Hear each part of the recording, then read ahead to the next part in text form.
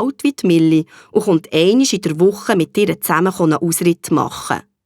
Für mehr hat er eben leider keine Zeit, weil er noch Schlagzeug spielt und in den Turnverein geht. Die Milli fährt über die Kieselsteinchen vom Ponyhof. Eine Vollbremsung. Ups! Ihre Bremsen brauchen gegen noch ein Tröpfchen Öl, so wie die quietschen.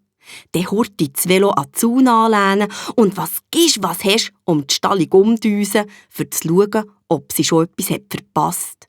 «Himmel, Blitz! Komm zwischen meinen Beinen fort, ich bin pressiert!» stolpert Milli über einen halbhohen Hund, der wie ein Geschoss um eine Ecke kommt. Aber der Blitz, der Mischlingshund auf dem Ponyhof Sonnenberg, denkt ja gar nicht daran, sich fortzuschleichen.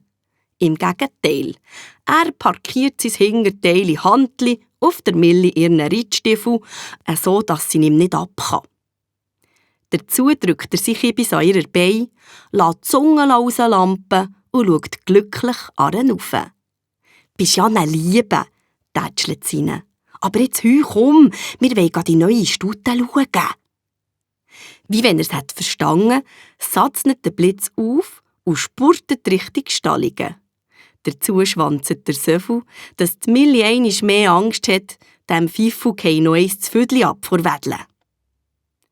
Von weitem sieht sie, dass die vorderste Box frisch eingestreut und parat gemacht worden ist. Aha, dorthin kommt also die Stute. Als Neue in der Herde ist es aber dann nicht wirklich lustig. Da gibt es Machtkämpfe, wird gegeneinander ausgeschlagen und gebissen. Meistens harmlos, aber es kann auch anders. Darum ist es extrem wichtig, dass der Anfang vom Lehren kennen ganz säuferlich zu und her geht. Die Milli ist jetzt nach genug, für jeden Winkel zu sehen. «Cool, ich habe noch nichts verpasst», schmunzelt sie glücklich und läuft der Strasse nach vorne zum Eingang vom Haupthaus.